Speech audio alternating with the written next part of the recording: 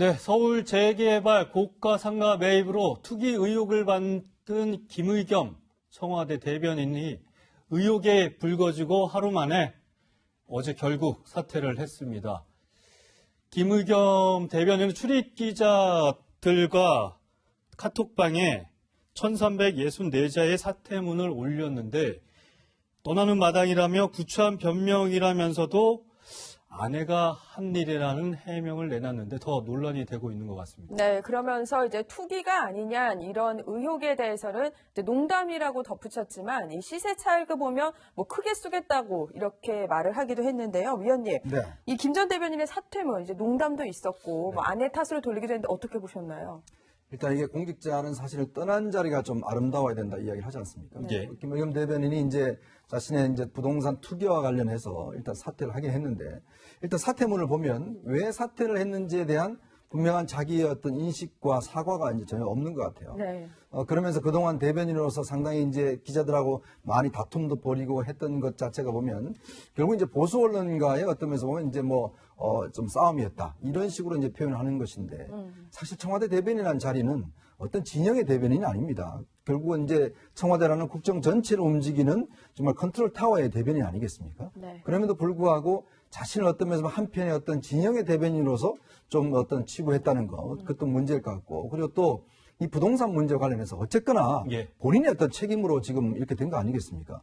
그러니까 그런데 문제는 아내가 다 알아서 했다라고 지금 책임을 어떤 면에서 보면 좀 아내한테 돌리는 듯한 네. 이런 그 이야기를 하면서 결국은 참 제가 볼 때 좀 이해할 수 없는 그런 이야기를 한 것 같아요. 사실 부인 입장에서 보면 지금 뭐 날벼락을 맞은 거 아니겠습니까? 그리고 자기 때문에 그러면 남편이 이렇게 됐다고 생각하면 굉장히 죄책감도 많이 들 거예요. 근데 뭐 결국 본인의 탓이라고 김의겸 대변인이 얘기는 그렇죠. 물론 그렇게 하지만 모든 이런 문제가 있을 때는 깔끔하게 그냥 자기의 잘못이라고 이야기하면 사실은 뭐 그 이상 끝이거든요. 어차피 네. 물러나는 마당에 누구의 책임이냐를 지금 따지면 오히려 그 책임을 당사자 입장에서 보면 굉장히 좀 미안한 감정이 들지 않겠습니까? 네. 그러면 본다면 김의겸 대변인의 사퇴가 오히려 사퇴문이 사실상 더 좀 후폭풍을 일으키고 있다라고 저는 보고 있습니다. 네. 최지봉 교수께서는 어제 이제 김의겸 이제 전 대변인이라고 해야겠죠. 어떻게 좀 사퇴문을 보셨어요? 그러니까 지금 말씀하신 것처럼 국민적 관점에서 봤을 때 사실 이제 김의겸 대변인의 그런 행동들이 비난받을 수 있는 부분이 있는 것 같아요. 근데 본인 입장에서는 좀 억울한 부분도 있다고 생각하는 것 같아요. 무슨 말씀이냐면 본인은 어쨌든 물론 그 도덕적 관점이나 또 시기적으로 봤을 때 국민적 비난이 있을 수 있지만 본인은 전세로 30년 살다가 이제 돈 다 모아서 집 한 채 샀는데 그게 이제 문제가 되니까 본인한테 좀 억울하지 않나는 생각이 드는 것 같아요. 그러니까 제가 볼 때는 본인 자체는 투기할 목적으로 샀다고 보지는 않는 것 같아요. 예. 그러니까 어제 발표문을 보면 그러나 어쨌든 그럼에도 불구하고 현 정부에 부담을 주거나 청와대에 부담을 주는 것에 대한 부담이 있는 것 같고 아내 얘기도 물론 뭐 안 했으면 더 좋을 뻔했는데 그것도 사실은 그냥 소회를 밝힌 것 같아요. 아내한테 책임을 미룬다는 개념보다는 제가 느끼기에는 예. 이제 그런 과정이 일련의 과정이 있었다는 걸 밝히는 과정에서 나온 얘기인데 그것도 안 했으면 더 좋을 뻔하긴 했어요. 그런 말이 괜히 설화를 낳게 되고 또 듣는 분 입장에서도 또 뭐 마음에 그런 상처가 될 수도 있는 부분도 있기 때문에 그러나 의도적으로 뭐 그 책임을 떠넘기려고 했던 말이라고 저는 보지는 않고요.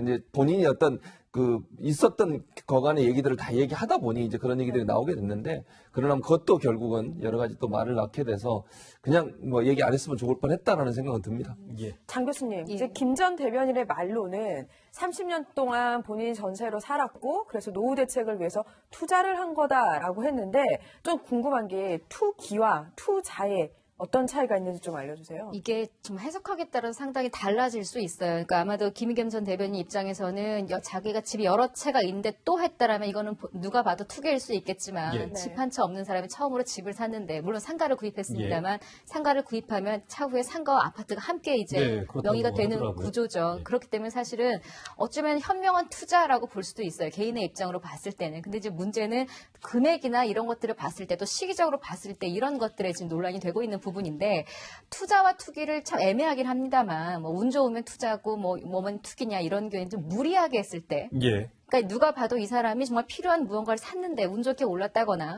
내가 일정 부분 확률이라든지 여러 가지 정보를 통해서 이게 당연히 어느 정도 가치가 있다라는 아주 치밀한 계획하에 무언가를 했다면 투자일 수 있어요. 근데 너무 과도하게 대출을 일으키거나 예. 누가 봐도 이 사람은 이걸 단순히 돈으로 시세 차익을 얻기 위한 무리한 투자랄까 무리한이라는 표현이 들어가죠. 이럴 때 투기로 보는 과정인데 이렇게만 본다면 난 투기가 아니다라는 의혹이 나올 수도 있습니다만 앞서 말씀을 드렸지만 시기 자체가 너무나 정부 정책이나 이런 것들의 기간에 상당히 애매모호하게 넘어간 부분들이 있고 그러니까 이게 김의겸 전 대변인이 이 상가를 구매한 시점이 사실 9.13 부동산 대출 규제가 나오기 직전 2달 전이었던 거죠. 그것도 그렇고, 그러니까 지금 대책 이야기 좀 차후에요. 조금 전에 조금 더 앞에 다른 거 하나를 말씀을 드리자면 박원순 서울시장이 동작구는 아닙니다만 예. 용산과 여의도의 마스터 플랜을 발표를 하면서 인근 지역들 집값이 갑자기 크게 올랐죠. 동작구가 그 사실은 시기인가요? 그 지역이기도 하고요. 예. 크게 오르기도 했고요.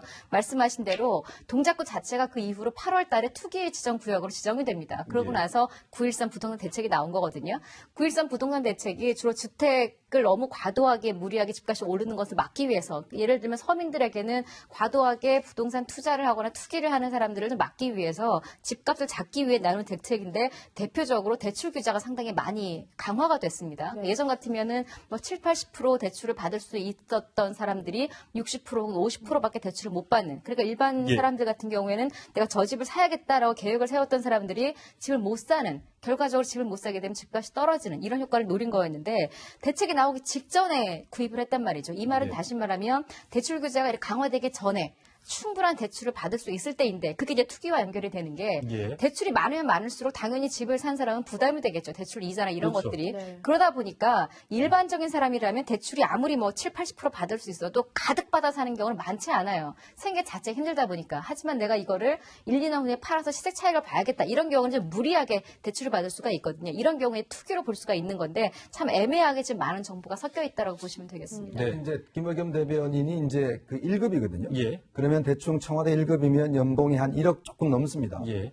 자, 근데 지금 이제 대출을 받은 게 은행에서 10억을 받았고, 그 다음에 이제 4인간 대출에서 본인 주장에 따르면 1억을 이제 빌렸다는 거 아니겠습니까? 1억 원인데. 그럼 이게 은행 이율이 요즘 보통 한 4% 정도 되거든요. 그러면 대충 이제 그 한 1년 정도의 이자만 생각을 하면 5천만 원이 넘어갑니다. 예. 자, 그러면 본인의 전체의 지금 돈 중에, 그 수입 중에서 부인은 또 학교를 이제 은퇴를 했어요. 그래서 그 퇴직금을 일단 물론 연금은 나오겠지만 네. 은퇴를 한 상황에서 그러면 지금 본인의 연봉의 거의 반 이상을 사실 어떤 면에서 보면 이자 돈으로 나가야 됩니다. 그럼 청와대 대변인이라는 자리가 사실은 뭐 여러 가지로 씀씀이도 많은 자리 아니겠습니까? 그래서 이제 기자들이 집중적으로 질문한 게 그거예요. 그럼 이 10억을 도대체 어떻게 갚으려고 그랬냐? 예. 그랬더니 그런 뭐 개인적인 사정이라서 말을 못한다라고 이야기를 한 것인데 한편으로 우리 일반인들이 저도 마찬가지입니다만은 10억 원을 대출 받았을 경우에 이자 부담을 하기가 이거는 사실은 거의 불가능하거든요. 그렇죠. 그런 면에서 아까 말씀하셨던 투기와 투자의 저는 갈림길 자체가 내가 정말 돈을 벌어서 돈을 정상적으로 갚을 수 있는가? 그렇게 되면 저는 투자라고 볼 것 같아요. 근데 이 정도에 되는 금액은 하기에는 이건 제가 볼 때는 거의 투기라고 보거든요. 왜냐하면 공직자 재산이라는 게 다 드러납니다. 네. 그렇죠. 이외에 플러스가 없어요. 예. 그럼에도 불구하고 본인은 갚을 수 있는 방법이 있다고 하니까 저는 그게 더 오히려 궁금해지는 거죠. 네. 누군가 이제 정치권에서 이런 얘기도 하더라고요. 내가 하면 투자고 남이 하면 투기다. 이 해당 시설, 이 건물 인근의 주민들의 반응은 어땠는지 얘기를 한번 들어보시죠. 굉장히 많은 시세 차익을 누리지 않을까 생각이 됩니다. 대충 20억 정도 되는 거죠. 시세 차익이. 많이 올랐어요. 여기가 재개발이 됐잖아요. 암암리에 장면이 너무 많이 올라서 문제가 좀 있네요. 장 교수님, 좀 궁금한 게 많아요. 이렇게 서울 시내 재개발 단지가 굉장히 많잖아요. 그렇다면 이런 경우에 지금 뭐 이 특정 지역을 언급하기에는 좀 그렇지만 네. 홍석동 지역이라고 하는데 여기서 이제 재개발 투자를 하면 수익이 저 정도 진짜 나는 게 맞나요? 뭐 20억이라는 금액 자체도 어마어마하지만 죄송합니다. 사실 제가 부동산 전문가는 아닙니다만 감히 말씀을 드리자면 엄청난 시세 차익은 맞죠. 대개 우리가 시세 차익을 볼 때 금액이 중요한 게 아니라 내가 얼마 투자를 해서 얼마를 버느냐 이게 사실 상당히 중요한 거잖아요. 예. 20억 투자해서 20억을 벌었다면 이거는 솔직히 거의 사기에 가까운 100% 수익률인 거죠. 그 자체가 사실은 상식적이진 않은 부분인데 지금 그런 부분에서 말씀을 하신 것 같아요. 아마 지금 당장 물론 20억을 뭐 시세 차익을 두고 팔 수 있는 건 아닙니다만 관련 부동산 그 관련자들의 말에 따르면 이미 프리미엄이라고 해서 내가 이 집을 사서 팔기 이전에 프리미엄으로 이제 거래가 되는 경우도 예. 있잖아요. 네. 그 자체가 최고점을 찍었을 때 20억 가까이 됐었다라는 것이고 이후에 부동산 대책이 나오면서 좀 꺾이긴 했습니다만 지금 이후에 이 상가가 완료가 되고 이제 아파트까지 같이 분양이 됐을 때의 경우까지 한다면 아마 20억까지를 말씀을 하시는 것 같은데 제가 볼 때 뭐 당장 이거를 팔아서 이렇게 시세 차익을 볼 거라고 생각하지는 않아요. 그렇지만 일단 금액적으로 봤을 때 언제든 만약 팔든 안 팔든지 간에 이 부분에 대해서는 상당히 많은 이득을 보고 구매를 한 것은 맞고 심지어 이 지역이 투기 지역으로 지정이 될 정도면 이렇게 급격하게 오를 수 있다라는 걸 미리 감지를 했다라는 거거든요. 그러니까 서울의 모든 지역들이 이렇게 큰 시세 차익을 보는 것은 분명히 아니고 하필이면 김의겸 전 대변인이 산 이 지역이 이렇게 큰 투자 수익을 낼 수 있다라는 것 자체가 또 모든 의혹의 중심이 되지 않나 하는 생각이 듭니다. 예. 네, 투기냐 투자냐는 좀 더 이제 봐야 되겠지만 교수님 보면요. 이게 관사 재테크라는 말이 나오는데 사실 지방도 아니잖아요, 예. 집이. 그런데 오고 가서 출퇴근이 가능했을 것 같은데 굳이 관사에 들어갔기 때문에 더 의혹이 커지지 않나라는 생각이 좀 들어요. 뭐 그런 부분도 논란이 될 수 있죠. 사실 이제 관사를 대변인이 살게 된 게 박시원 전 대변인 때 이런 문제가 있었지 않습니까? 네. 박시원 전 대변인은 공주에서 출퇴근을 했었거든요. 그러다 보니까 대통령이 특별히 배려하셔서 이제 대변인이 거기에 거주를 하게 됐고, 이제 박수현 대변인이 전 대변인이 그러고 나서 이제 퇴임하고, 그리고 지금 김의겸 대변인이 들어왔는데 본인도 관사에 입주를 했어요. 근데 본인이 원래 살던 집이 이제 서울이니까 상식적으로 생각하면 출퇴근이 가능한데 네. 굳이 관사에 들어갈 이유가 있었을까 하는 생각이 들 수밖에 없는 거죠, 사실은. 저것도 이제 국민들 입장에서 보면 그러면 그 전세금을 빼서 지금 25억 집 사는데 돈이 들어간 거 아니겠어요? 네. 그러면 이제 그래서 이제 관사 재테크란 말이 나오게 되는 거죠, 결국. 본인은 관사에 들어가 살고 본인이 예전에 갖고 있던 전세금을 빼서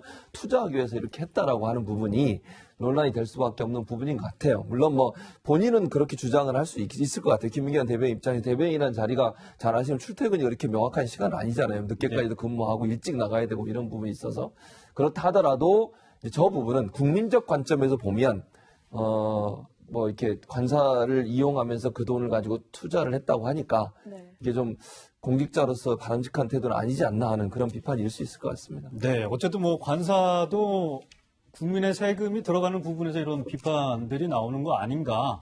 뭐 결론적으로 국민의 세금으로 재테크를 한 거 아닌가 이런 의혹들이 계속 나오고 있는데 이제 대변인을 관뒀으니까 관사에서 나와야 되는 상황인데 어제 문재인 대통령하고 이제 점심을 김의겸 대변인이 먹었다고 하더라고요, 의원님.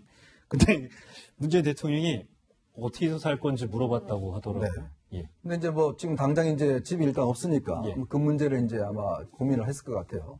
근데 가만히 보면은 김의겸 대변인이 본인이 뭐 30년 전세 살고 이렇게 이야기를 하는데 근데 김의겸 전 대변인의 어떤 자산이나 그 직업을 보면 정말 상위 1%입니다. 왜냐하면 본인의 지금 자산이 지난 2017년도에 신고한 것만 거의 한 14억 정도 되거든요.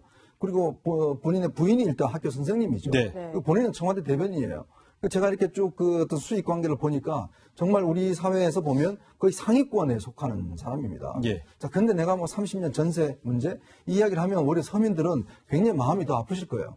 그럼 나는 뭐냐라는 그런 생각이 들 것이고 또 지금 관사 문제가 나왔는데 네. 제가 알기로는 이제 전임 정부에 있었던 청와대 근무하는 사람들은 사실은 관사를 없으니까 어디서 주로 이제 살았냐면 이 청와대 근처에 보면 오피스텔들이 꽤 많아요. 예. 주로 거기에 많이 거주를 했습니다. 그러니까 청와대가 가깝기 때문에 그러니까 집이 뭐 조금 이제 일산이나 분당 쪽에 있는 그 사람들 같은 경우는 이제 오피스텔 이쪽에 얻어서 많이 생활했거든요. 근데 관사 들어가기 어려운 게 여기가 제가 아시겠지만 여기 효자동에 가면 예. 이 뭐 대경 빌라라고 있습니다. 그게 이제 굉장히 오래된 건물이에요. 한 3층짜리 빌라인데 거기에 주로 거주하는 사람들은 경호원들입니다. 그러니까 경호원들이 이제 주로 이제 항상 24시간 일을 해야 되기 때문에 경호원들 주거 공간이 여기하고 정릉 쪽에 두 군데 있거든요. 그러니까 여기상 청와대 가깝기 때문에 이제 여기를 근무를 하는 것인데 사실 여기가 집이 좀 좁고 굉장히 대기 수요가 많아요. 그럼에도 불구하고 지난번에 이제 박수현 전 대변인이 굉장히 특혜를 받아서 들어간 거거든요. 불가피하게. 예. 본인이 사실 경제적으로 어렵기 때문에 서울에 집을 구할 수 있는 여력이 안 돼서 공주에 출퇴근하니까 대통령이 아니 그렇게 먼 데를 어떻게 출퇴근하냐. 네. 그래서 옆에를 이제 배려를 해준 건데 문제는 김의겸 대변인은 서울에 전셋집도 있었단 말이에요. 네. 그런데도 불구하고 그걸 빼서 본인이 이제 이쪽에 거주를 한 거거든요. 그래서 이제 이게 사실은 이번 문제에서 중요하게 논란이 되는 게 그러면 결국 4억 5천만 원은 본인이 가용 투자금으로 쓸 수 있지 않습니까? 근데 그런 사람이 많지가 않거든요. 그런 면에 비춰봤을 때는 본인이 그런 문제에서부터 좀 더 엄격해져야 되지 않을까라는 좀 생각도 듭니다. 예. 그런데 교수님 또 하나 좀 짚어볼 만한 게 이제 대출 금액이거든요. 10억 원이라는 아주 큰 돈인데 이것도 특혜 아니냐고 말이 나오는데 또 공교롭게라고 표현을 해야 될지 모르겠지만 네. 그 당시에 그 대출받았던 은행장이 지점장이 또 이제 고교 동문이었더라고요. 여러 논란이 있을 수밖에 없는 부분들이 있는 것 같아요. 말씀하신 대로인 것 같습니다. 최근에 또 게다가 김의겸 전 대변인이 자기는 몰랐고 아내가 있다라고 이야기를 했잖아요. 네. 근데 문제는 대출을 받은 그 은행의 당시 지점장이 김의겸 전 대변인의 1년 이제 고등학교 후배라는 게 알려지면서 아, 예. 어떻게 이게 남편의 이야기가 없었으면 김의겸 씨의 이제 얘기가 없었으면 어떻게 그 1년 후배인 그 은행이 갔겠냐. 물론 여기에 대해서 이렇게 해석할 수는 있어요. 굳이 김의겸 전 대변인 측을 제가 이해를 하자면 아마 그런 관계였으면 과거에 이거 말고도 다른 대출이나 이런 것들을 지인을 통해서 했을 수도 있어요. 여러 가지가 좀 수월할 수가 있으니까요. 근데 이번 사건은 이게 큰 금액을 대출을 받으면서 남편의 그 후배에게 가서 직접 대출을 받았다. 그 지역도 아닌데 네. 이런 것 자체가 문제가 될 수 있고 두 번째는 금액인데 되게 일반적으로 주택담보대출이나 이런 것들을 받을 때는 주택 가격이 얼마인 것도 있지만 좀 전에 이현정 의원님 설명처럼 과연 이 사람이 이 대출을 감당할 만한 능력이 있느냐의 네. 이 수입도 보거든요. 상가 같은 경우에는 마찬가지로 그 기준 자체가 이 상가를 임대했을 때 임대 수익을 얻을 수 있는 게 얼마냐 그거를 근거로 대출 금액이 좀 달라지기도 해요. 네. 근데 지금 김 전 대변인이 지금 한 이 상가는 아마 수준이 월세로 한 275만 원 정도를 받을 수 예. 있다는 추측이 나오나 보죠. 그걸 다시 이제 은행 대출 금액으로 환산을 했을 때는 6천만 원이 조금 넘는 금액인데 그럼 이것보다 더 큰 금액을 대출을 했었을 때에는 은행이 뭐 이게 정상적이지 않은 이상에서야 여기다 당연히 이 정도까지는 안 됩니다라고 제재를 가했을 텐데 제재를 가하지 않고 1, 2억도 아니라 무려 4억이 넘는 추가 대출을 해줬다라는 해석이 나올 수 있는 부분이기 때문에 이 부분에서도 뭔가 문제가 있는 것 아니냐 뭐 특혜라든지 혹은 뭐 다른 것들 무리한 투기를 위해서 이런 게 있지 않겠느냐라는 이제 의혹이 나오는 건데 물론 이 자체가 은행에서 대출을 심사를 하는 거기 때문에 은행 네. 입장에서는 그 당시에는 이게 예외가 허용되던 곳이었다. 왜냐하면 상가라는 게 미래 가치를 보는 거기 때문에 네. 현재 시세나 현재 예측보다는 조금 더 크게 나올 수도 있고 다만 그 상황이 은행 입장도 맞지만 그 상황에 다른 은행들의 입장을 조금 말씀드리자면 문재인 정부 들어서 계속 부동산 대책이 나오면서 대출 규제라든지 집값 안정화 대책들이 나왔잖아요. 네. 그러면서 다른 은행들 같은 경우에는 대출이 최고 이만큼 나올 수가 있더라도 정부 눈치나 그 이후에 부동산 대책 눈치를 보느라고 대출 규제를 더 상당히 미리 이제 할 이런 분위기였어요. 예. 그 분위기에 따른다면 이게 10억까지 대출이 나온다는 것 자체는 또 역시 당시의 상식적인 수준은 아니었다라는 해석이 나오는 거죠. 네, 사실 뭐 여러 가지 의혹들이 나오고 있지만 이런 부분은 정확하게 아직까지 확인이 된 부분은 없다는 점 분명히 다시 한번 말씀을 드리고요. 네. 여러 가지로 이제 야당에서 이런 부분 좀 더 명확히 해야 되는 거 아니냐. 김의겸 전 대변인의 이런 여러 가지 의혹들을 좀 보궐선거 다음 달이죠. 보궐선거까지 이어가려는 의도로 좀 풀이되기도 하고 있습니다. 네. 근데 사실 문재인 정부 들어서 김의겸 전 대변인에 앞서서 여러 청와대 참모진들이 사퇴를 하고 나가서 제가 기억하는 것만으로도 한 3명 이상이 되는 것 같은데 지금 나오고 있는데요. 예, 맞습니다. 지금 말씀하신 것처럼 이제 전병헌 전 정무수석 같은 경우는 금품수속 때문에 재판 중에 있고요. 김종천 전 비서관 같은 음주운전 문제가 네. 있었죠. 그리고 김현철 경제부장관은 뭐 이제 외국에 나가서 사셔라 뭐 이런 얘기해가지고 또 논란이 됐었고. 김의겸 이제 전 대변인까지 해서 이제 4명이 사퇴를 하게 됐는데 이제 저런 부분들이 사실은 이제 총선을 앞두고서 상당히 부담이 될 가능성이 있어요. 그래서 사실 이번에 김의겸 전 대변인이 이렇게 급하게 본인이 사퇴를 결정한 것도 어찌 보면 대통령이나 청와대에 부담을 주고 싶지 않은 그런 의도가 있었을 거라는 생각이 듭니다. 왜냐하면 이게 총선이 이제 거의 이제 1년밖에 남지 않은 상황 아니겠습니까? 지지율에도 여러 가지 영향을 미칠 수 있는 요소이기도 하고 그래서 우리 문재인 정부가 추진하고 있는 뭐 부동산 정책이나 투기 억제 정책 직접적으로 연관이 있는 부분에 타격을 줄 수 있는 요소라고 하면 빨리 정리하는 게 중요하다. 그런 차원에서 아마 김의겸 전 대변인의 선택도 빨라졌지 않았나 이런 생각이 듭니다. 네. 네, 이현정 의원님. 네. 저는 이게 보면 청와대가 점점 고립되어 있는 게 아닌가라는 좀 의혹이 들어요. 예. 왜냐하면 장하성 전 실장 같은 경우는 내가 강남 살아봐서 아는데 강남 올 필요 없다라는 이야기. 또 김현철 보장 같은 경우는 자 무슨 한국에서 자리 구하느냐 외국 나가라. 라는 이야기. 또 김의겸 대변인 아니 뭐 내가 20억 전세 노모 모시게 샀는데 그게 뭐가 문제되느냐. 이런 등등에 보면 우리 국민들이 느끼는 정서와 청와대 근무하시는 분들의 정서가 너무 동떨어져 있다는 생각이 듭니다. 네. 그게 뭐냐면 결국은 청와대가 이제 구중궁궐이라는 이야기를 하잖아요. 즉 네. 민심과 너무 동떨어져 있다는 이야기를 많이 하죠. 그럼 뭐냐, 민심과 항상 소통하고 무엇이 뭐 국민들이 느끼는 문제를 알아야 되는데 자기들만의 어떤 집단 사고를 하기 때문에 점점 이렇게 고립화되는 게 아닌가. 자기들만 이야기하고 자기들끼리만 결정을 내리고 외부 사람들과는 만나지도 않고 의견 구하지도 않는 이런 시스템이 결국은 이런 참사를 자꾸 낳는 게 아닌가라는 그런 또 생각도 듭니다. 네, 알겠습니다.